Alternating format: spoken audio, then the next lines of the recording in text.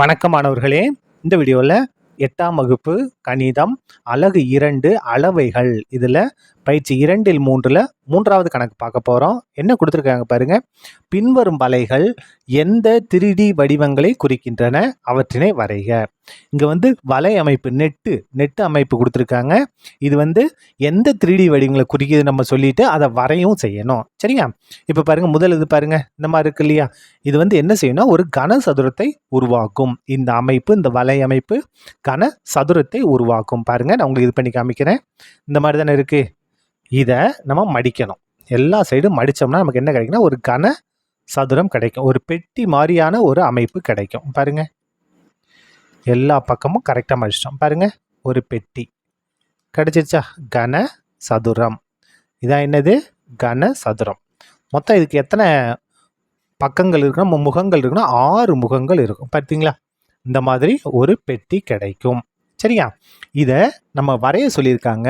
இதற்கான படம் எங்கே இருக்குன்னு காமிக்கிறேன், நீங்கள் வரைஞ்சிக்கோங்க. சரியா?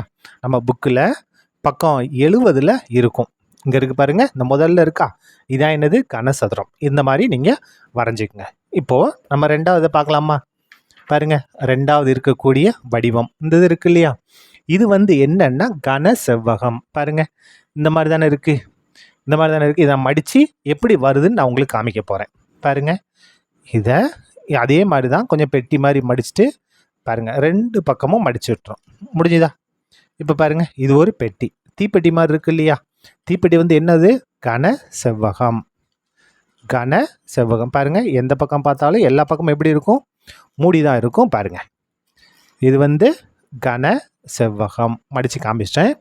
இதுக்கு படம் எங்கே இருக்குது அப்படின்னா, அதே பக்கத்தில் இருக்குது பாருங்கள், பக்கம் 70ல் 2வதாக இருக்கும் பாருங்கள், கன செவ்வகம். இதை நீங்கள் வரைஞ்சிக்கணும். சரி, அங்கே இருக்கா கன செவ்வகம்? இதை நீங்கள் அப்படியே வரைஞ்சிக்கங்க. அடுத்தது 3வது பார்க்கலாமா? 3வது இது இங்கே இருக்குது பாருங்கள். இது என்னென்னா முக்கோண பட்டகம். முக்கோண பட்டகம். இங்கே பாருங்கள், இந்த மாதிரி தானே இருக்குது. புக்கில் நமக்கு இந்த மாதிரி தான் கொடுத்துருக்காங்க. இதை நான் மடித்து உங்களுக்கு காமிக்கிறேன். முக்கோண பட்டகம் எப்படி இருக்குன்னு காமிக்கிறேன். பாருங்கள், இதை கொண்டு இங்கே இது பண்ணிடணும். முக்கோணம் மாதிரி இருக்கா? இதை கொண்டு போய் இங்கே, இதை கொண்டு போய் இங்கே. இப்போ பாருங்கள், இதான் என்னது?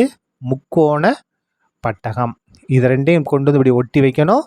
இந்த முக்கோணத்தை இங்கே ஒட்டி வைக்கணும், இந்த முக்கோணத்தை இங்கே ஒட்டி வைக்கணும். இதான் என்னது? முக்கோண பட்டகம். சரியா? மேலே கீழே, இந்த பக்கம் இந்த பக்கம் எல்லாம் முக்கோணமாக இருக்கும். கீழே மட்டும் என்ன இருக்கும்? செவ்வக வடிவத்தில் இருக்கும். அப்படி இருந்துச்சுன்னா இது என்னது? முக்கோண பட்டகம். சரியா? இது நீங்கள் நல்லா இந்த மாதிரி மடித்து பிடிச்சிக்கோங்க. முடிஞ்சுதா? இப்போது இதுக்கு நம்ம படம் எங்கே இருக்குது அப்படின்னா, அதே பக்கத்தில் 70ஆம் பக்கத்தில் இருக்குது. இங்கே இருக்குது பாருங்கள். இந்த படத்தை நீங்கள் வரைஞ்சிக்கணும். முக்கோண பட்டகம். சரியா? அடுத்தது 4வது பாருங்கள், இங்கே இருக்குது இல்லையா? இந்த வலையை நம்ம மடித்தோம்னா நமக்கு என்ன கிடைக்கும்? ஒரு சதுர பிரமிடு கிடைக்கும். பாருங்கள், இந்த மாதிரி தானே இருக்குது. நம்ம புக்கில் கொடுத்துருக்கக்கூடிய வலை அமைப்பு இந்த மாதிரி தான் இருக்குது இல்லையா? இதை மடிக்க போகிறோம். கீழே மட்டும் சதுரமாக இருக்கும். பாருங்கள், இந்த 4 முக்கோணத்தையும் மேலே மடித்து விடணும். ஒன்றா கொண்டு சேர்க்கணும். இங்கே பாருங்கள், மேலே இந்த மாதிரி சேர்க்கணும். சேர்த்துட்டோமா? பாருங்கள், இதான் என்னது?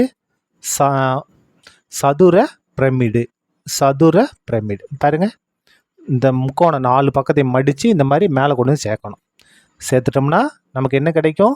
சதுர பிரமிடு. சதுர பிரமிடு. சரியா? இதான் சதுர பிரமிடு.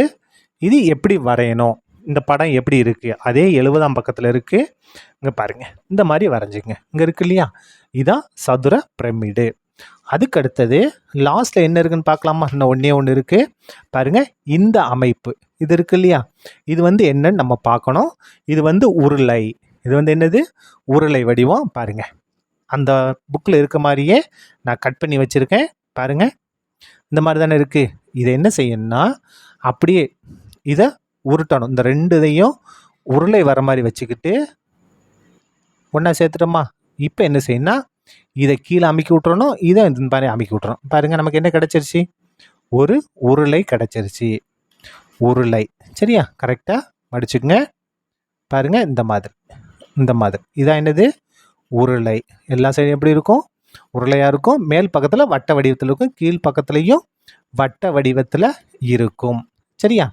இதற்கான படம் எங்கே இருக்குன்னா, பக்கம் 72ல் பாருங்கள், இந்த இடத்துல கொடுத்துருக்காங்க பாருங்கள். இதான் என்னது? உருளை. இதை பார்த்து வரைஞ்சிக்கங்க. சரியா? அவ்வளோதான். இந்த கணக்கு முடிந்தது. நன்றி.